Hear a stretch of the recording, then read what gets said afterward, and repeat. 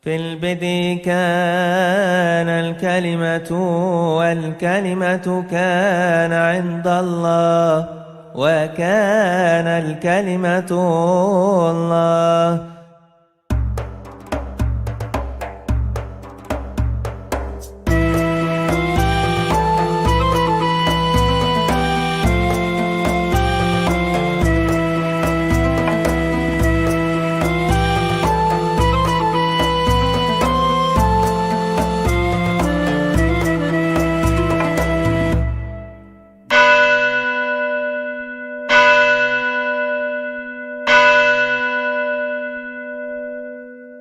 Saudara-saudara yang terkasih dalam Tuhan, semua mata dunia ini tertuju ke Israel. Kenapa, saudara-saudara?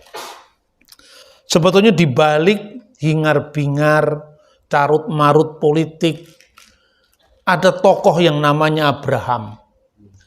Dari panggilan Abraham yang terjadi kira-kira 2000 tahun sebelum Masehi, jadi 4000 tahun yang lalu, sampai kesepakatan Abraham yang ditandatangani oleh negara-negara Arab dan Israel kira-kira tahun 2020 yang lalu. Itu nama Abraham selalu masyhur seperti yang disebutkan dalam Alkitab. Kamu akan diberkati jadi bangsa yang besar, akan menjadi berkat, namamu akan masyhur. Maka kesepakatan Abraham itu berangkat dari kesadaran mereka-mereka yang merasa diri sebagai keturunan fisik Abraham, yaitu orang Israel dan orang Arab. Orang Israel dari jalurnya Ishak dan orang Arab dari jalurnya Ismail. Maka kesepakatan Abraham itu membangun, salah satu hasilnya itu membangun bersama-sama sinagoga, gereja, dan masjid. Saya berpikir saat itu, wah ini tanda-tanda perdamaian yang menyejukkan setiap mata yang memandang. Sudah mulai, ternyata perang lagi. Ya, karena apa? Ada yang suka damai, tetapi ada yang tidak suka damai. Perdamaian yang sudah disepakati lewat perjanjian Oslo antara Israel dengan Palestina itu berlangsung, makanya merdekalah Palestina sekalipun belum sempurna, yaitu lewat PLO, Yasser Arafat. Ini faksi nasionalis dari Israel, dari Palestina, dan itu tidak ada masalah. Perdamaian di tepi barat. Tetapi sejak tahun 2007, Gaza itu dikuasai oleh faksi garis keras yang dinamakan Hamas. Dan itulah yang konflik dengan Israel, yang perang dengan Israel.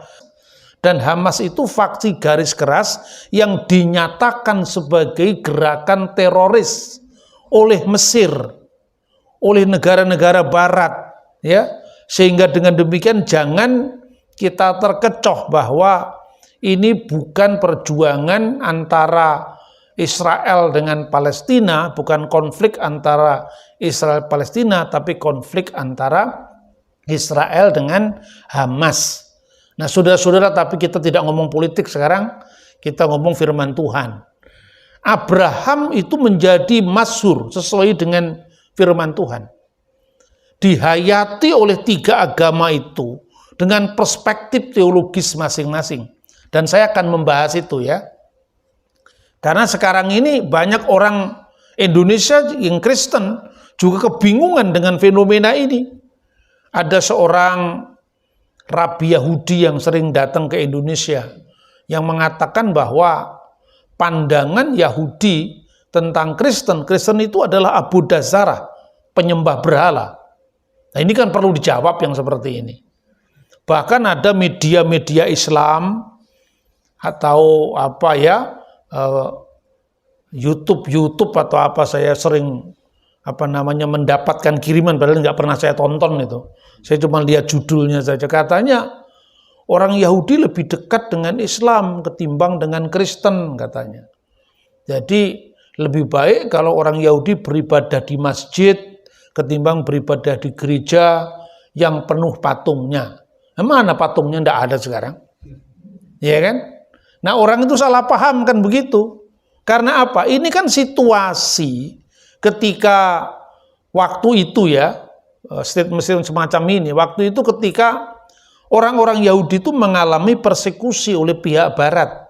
Dan Barat itu notabene memakai kekristenan sebagai tameng, sebagai kedok. Jadi ini catatan historis abad pertengahan. Gitu loh kira-kira. Nah, dengan Islam waktu itu hubungannya baik-baik saja. Misalnya Rabi yang terkenal namanya Rabi Rambam. Itu singkatan ya, Rabi Moses ben Maimun. Makanya disingkat Rambam. Itu Rabi hidupnya di abad pertengahan ya.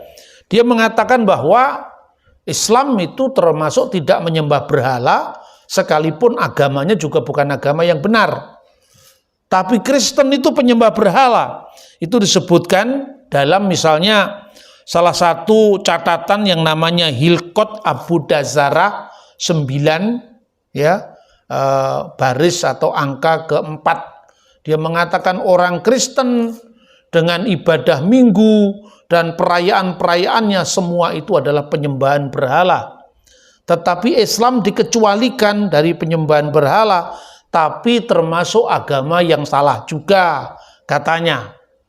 Nah, orang kan tidak paham bagaimana perspektif Yahudi terhadap Islam dan Kristen, bagaimana perspektif Islam terhadap Kristen dan Yahudi, dan sekarang saya akan bicara bagaimana perspektif Kristen tentang Yahudi dan Islam.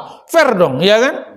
Masa kita harus mendengar dari orang lain? Kita kan juga punya sikap, punya pembelaan ketika kekristenan disebut sebagai penyembah berhala. Dalam hal Abu Dazarah atau penyembahan berhala itu Islam dikecualikan oleh Rabi Rambam.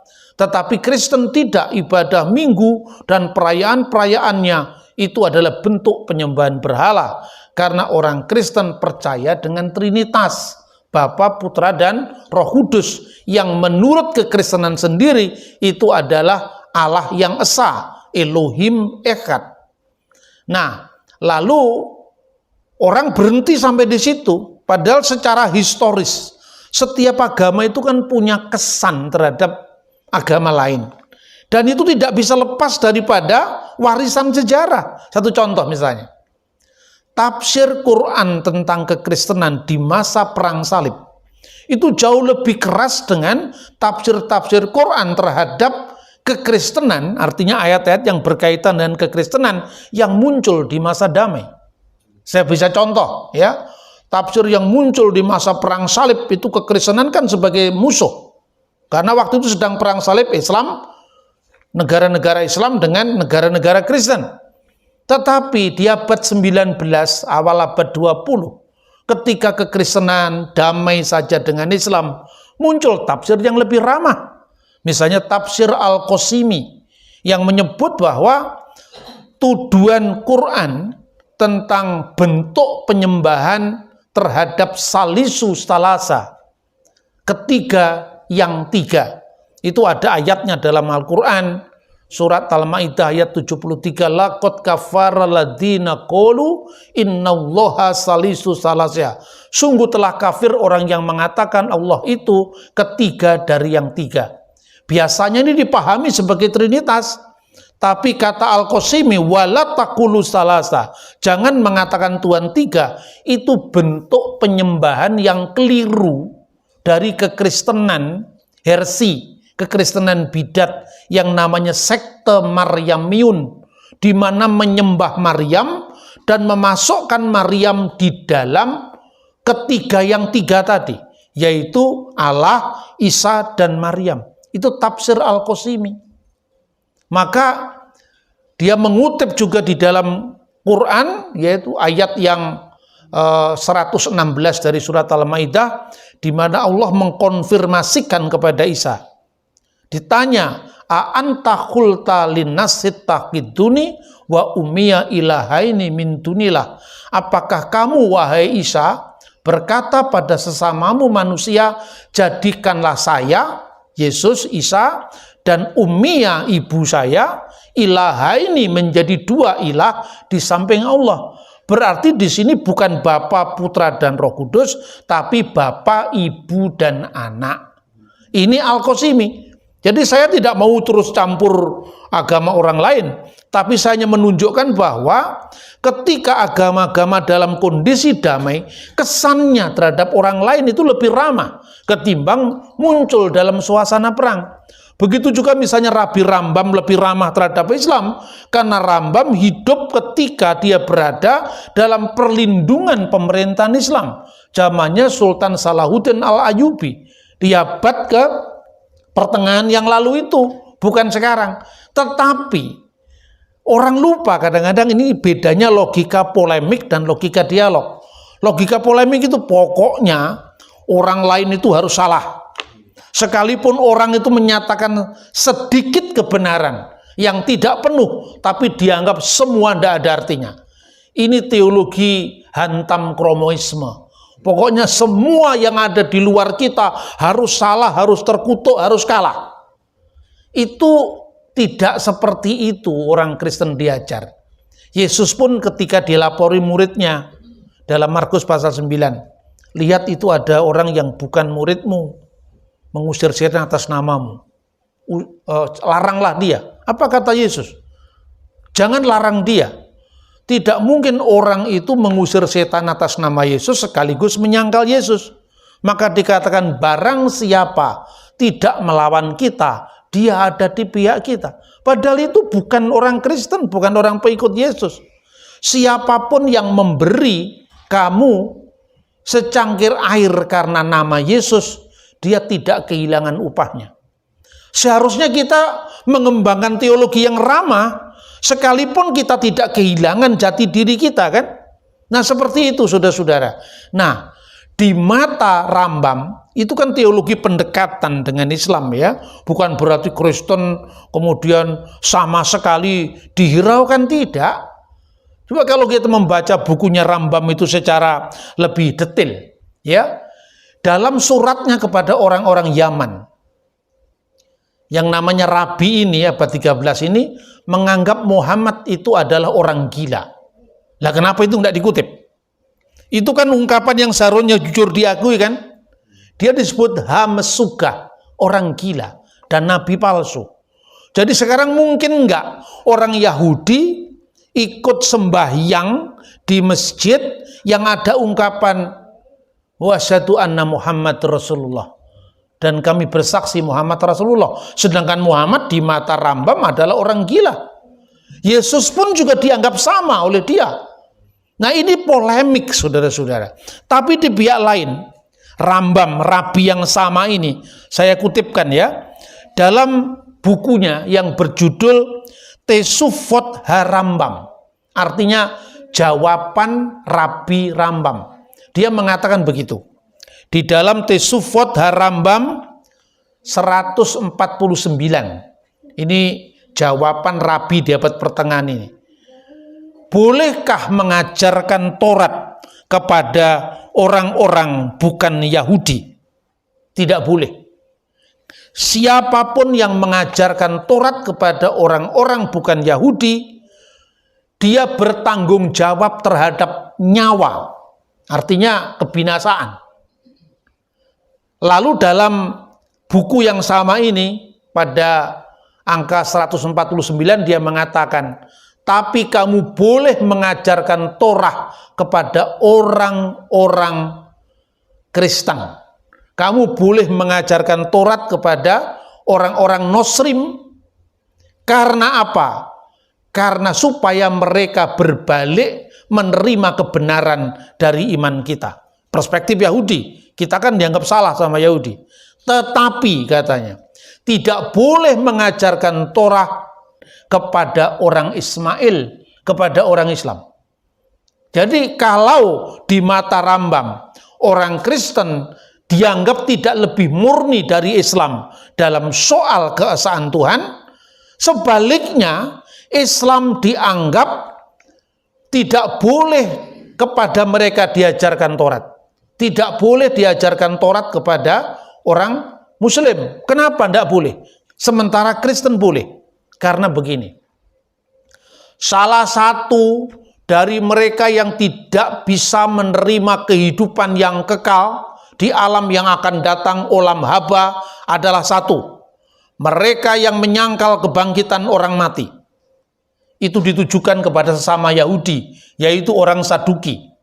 Kedua, mereka yang, nah ini disebut dengan orang-orang yang tidak mengakui asal-usul surgawi Taurat, yaitu mereka yang berkata VN Torah min semaim. Mereka yang berkata bahwa kitab Taurat tidak berasal dari surga. Itu tidak boleh diajarkan kepada mereka Taurat, yaitu mereka yang berkata VN Torah mi hasemayim, bahwa kitab Taurat tidak berasal dari surga, dan itu disamakan dengan orang-orang yang disebut epikorsim, yaitu Epikuros, filsafat Yunani yang menyangkal keabadian. Mereka tidak bisa masuk surga katanya. Islam diklasifikasikan sebagai mereka yang menyangkal asal-usul ilahi Taurat. Jadi berimbang dong pandangannya kan. Kenapa? Katanya Rabi Rambam. Karena orang Islam kalau diajarkan Taurat, kalau cocok dengan keinginan mereka, mereka nganggap itu benar. Tapi kalau tidak cocok dengan keinginan mereka, menuduh Taurat kita palsu. Itu misalnya Ulangan pasal 18 ayat 15. Kan dianggap itu menubuatkan Muhammad. Nabi mihirbeka meaheka kamoni yakim leka adunai eloheka alaftismaun. Seorang nabi di tengah-tengahmu, di antara saudaramu, akan dibangkitkan bagimu seperti aku, kamoni seperti aku, yakim leha akan dibangkitkan bagimu, alaftismaun, hendaklah yang kamu dengarkan. Lalu diartikan di tengah-tengahmu, nggak dibaca di antara saudaramu, itu dibaca ditekankan.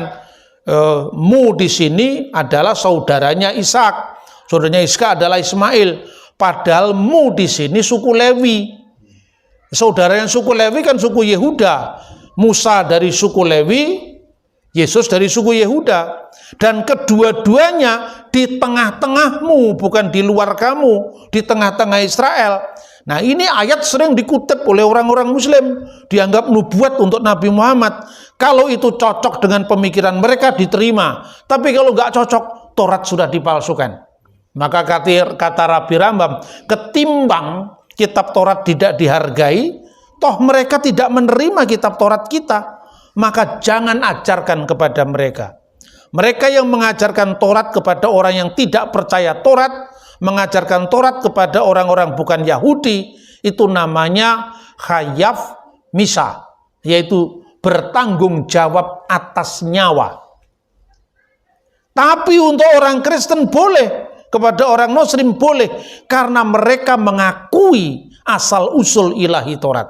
Mereka mengakui bahwa Taurat ini diilhamkan oleh Tuhan. Maka orang Kristen hanya salah pada bidang tafsir, tapi tidak salah pada teksnya. Artinya orang Yahudi mengakui Kristen itu sama dengan mereka dalam hal mengakui otoritas Alkitab, otoritas kitab Taurat. Soal tafsir yang berbeda, itu mirip perbedaannya antara Parisi dengan Saduki, Parisi dengan Eseni, dan kekristenan adalah bagian yang tak terpisahkan, saudara satu Torah dengan orang Yahudi. Sementara Islam percaya dengan Tauratnya sendiri.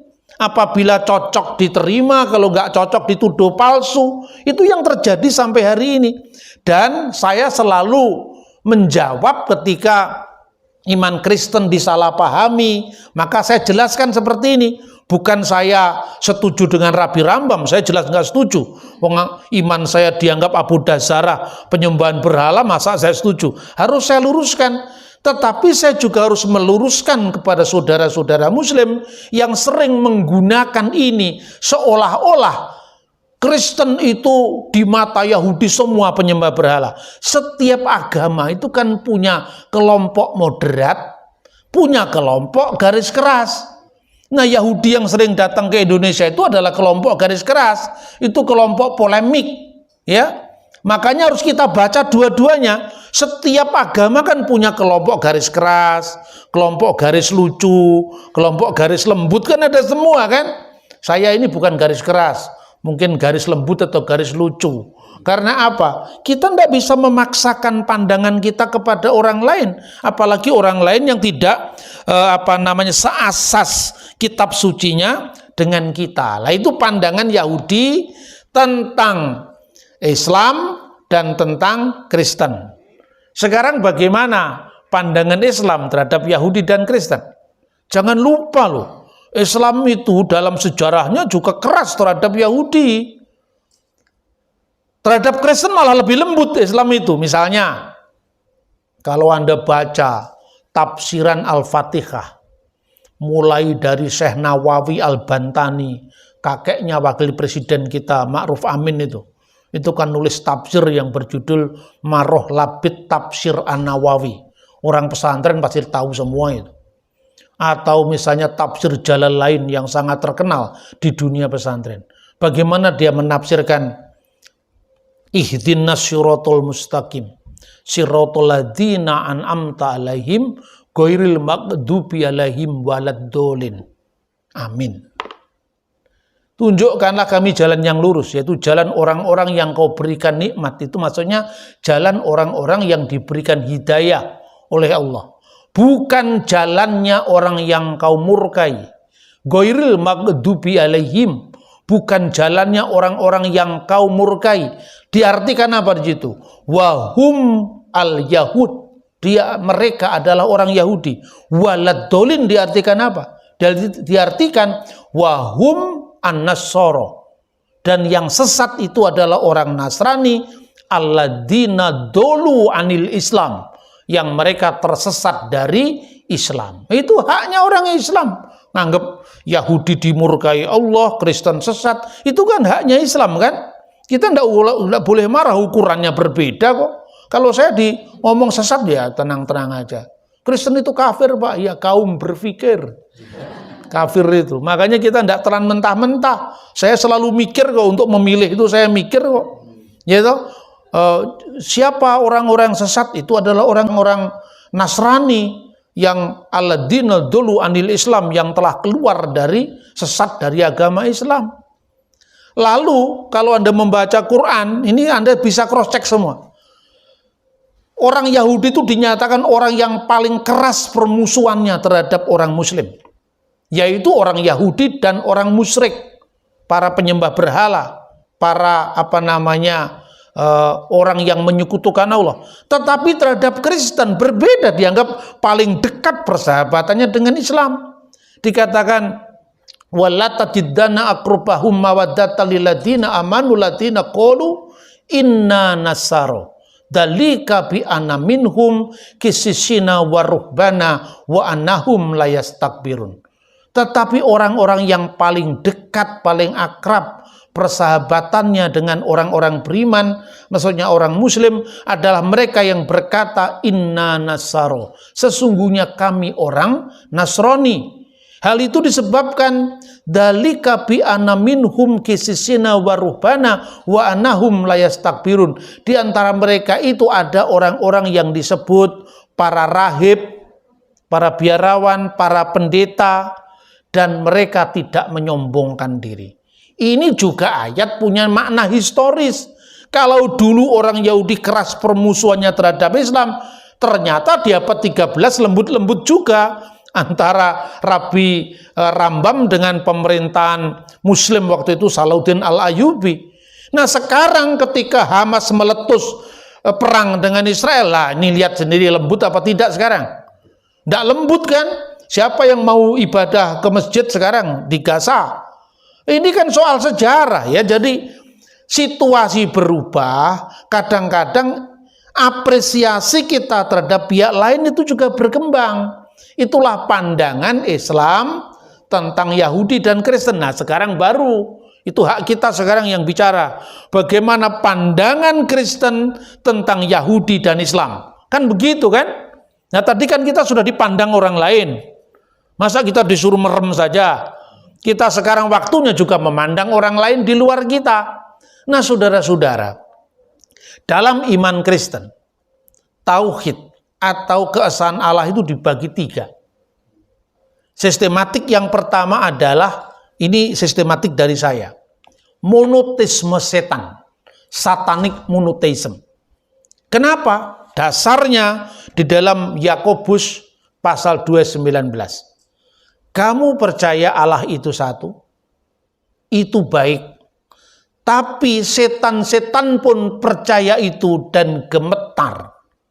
Jadi setan percaya enggak kalau Allah itu satu? Percaya, Pak. Setan percaya kalau Allah itu satu, bahkan gemetaran melihat Allah itu satu. Tapi setan itu monoteisme hanya di bibir, lain di hati. Ya toh? Karena apa? Mereka tidak berbuat sesuai dengan apa yang diekrarkannya. Di depan dia ngomong tidak ada ilah selain Allah, tidak ada Tuhan selain dia. Dia satu. Setan juga tahu. Tapi perbuatannya membunuh, berbohong, menyebar hoax. Apakah itu perbuatan Allah? Itu perbuatan setan. Makanya ISIS benderanya tertulis la ilaha illallah, tapi membunuh manusia seperti membunuh seekor binatang.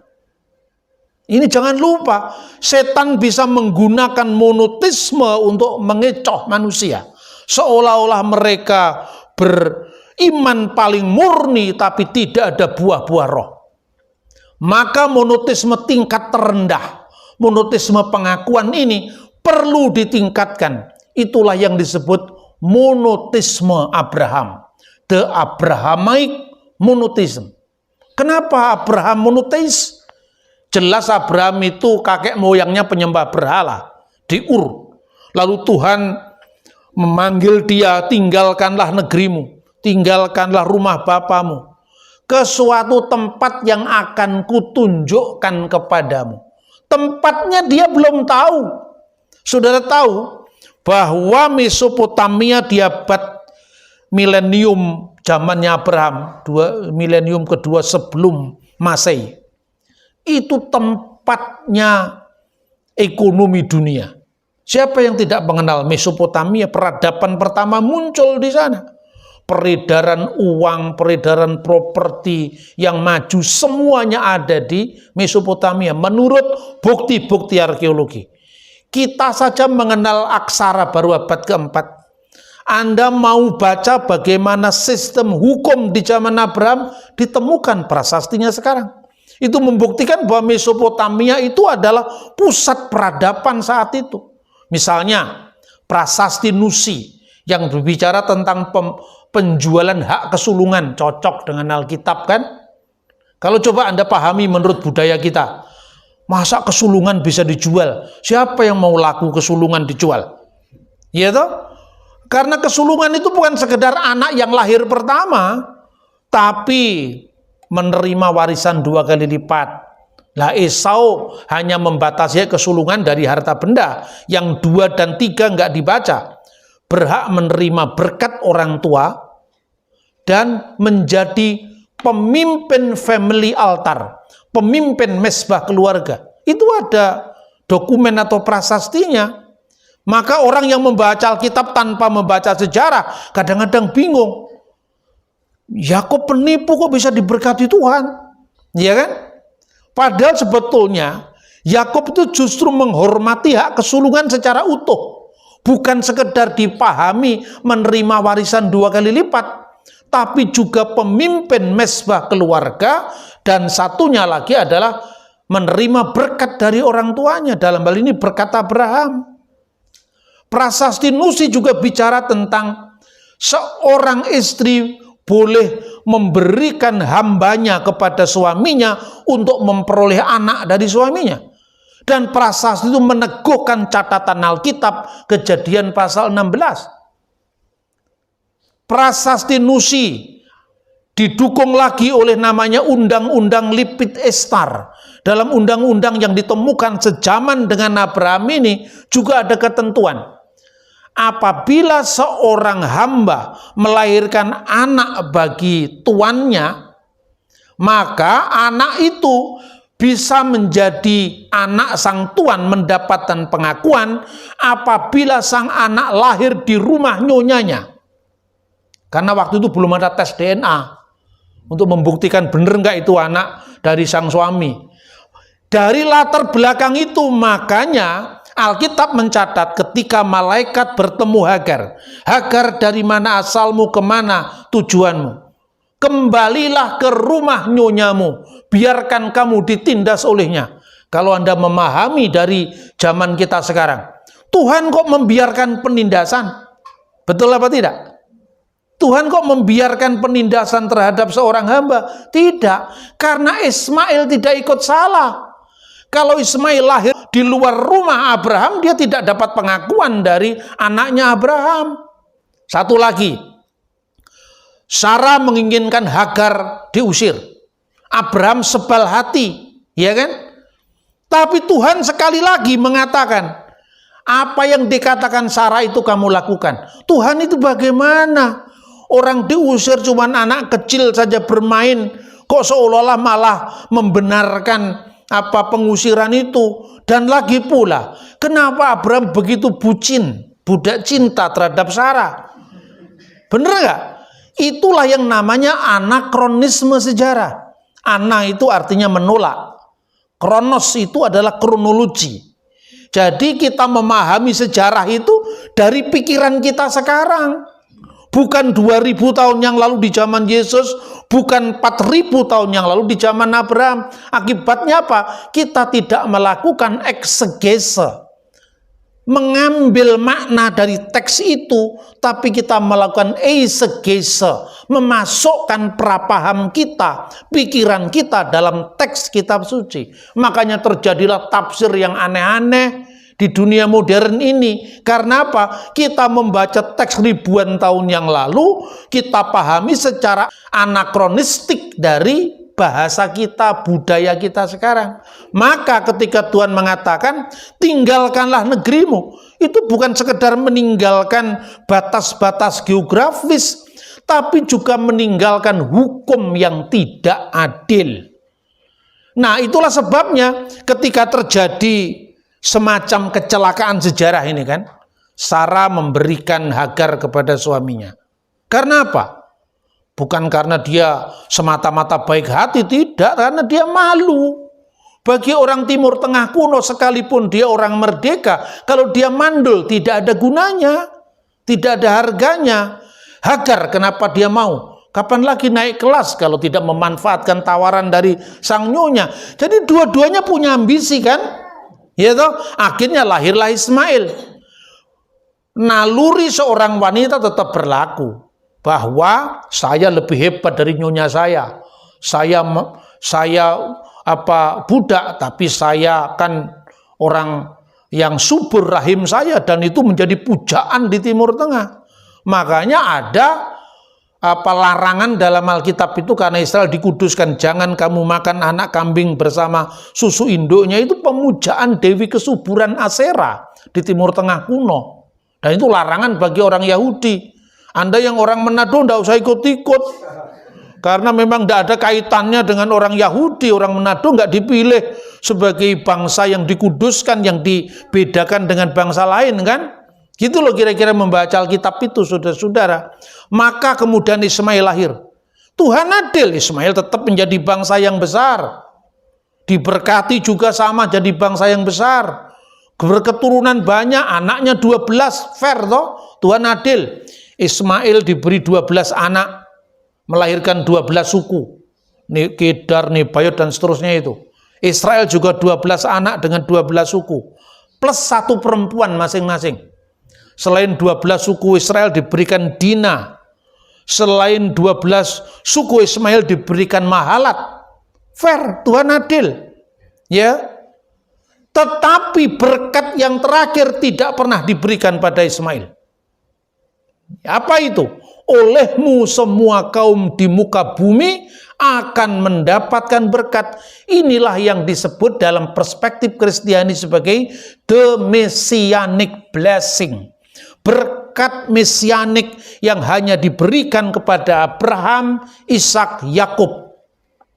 Dan lewat jalur ini, dunia diberkati dengan keselamatan kekal dalam Yeshua HaMashiach, Yesus Kristus yang ditegaskan ben David ben Abraham, anak Daud anak Abraham. Maka kepada Abraham diberikan olehmu semua kaum di muka bumi akan mendapatkan berkat. Ketika Ishak nyaris dikorbankan untuk menguji Abraham, setelah Abraham lolos dari ujian itu, berkat ini diulangi. Olehmu semua kaum di muka bumi akan mendapatkan berkat. Kepada Ishak juga diberkati dengan yang sama. Oleh keturunanmu semua kaum di muka bumi akan mendapatkan berkat. Kepada Yakub juga seperti itu. Oleh kamu dan keturunanmu semua kaum di muka bumi akan mendapatkan berkat. Tidak kepada Ismail.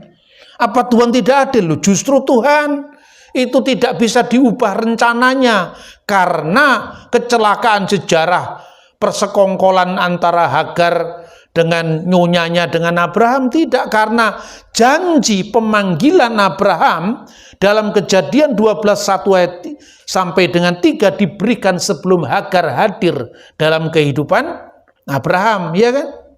Berarti janji itu berlaku untuk Sarah. Maka ketika Abraham sudah diberi anak Ismail, biarlah Ismail itu hidup, diperkenankan hidup di hadapan hadiratmu.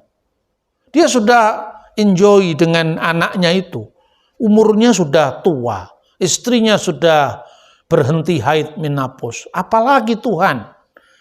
Tapi Tuhan mengatakan tidak, melainkan yang disebut keturunanmu yang berasal dari Sarah. Makanya orang Yahudi sampai sekarang kalau berdoa, Baruch atah Adonai Elohenu melek ha'olam. Terpujilah engkau ya Tuhan Allah kami Raja yang kekal, Elohe Abraham, Elohe Yitzhak, Elohe Yakub. Magen Abraham, Allah Ishak, Allah Yakub, perisai Abraham. Tidak ada Elohe Ismail.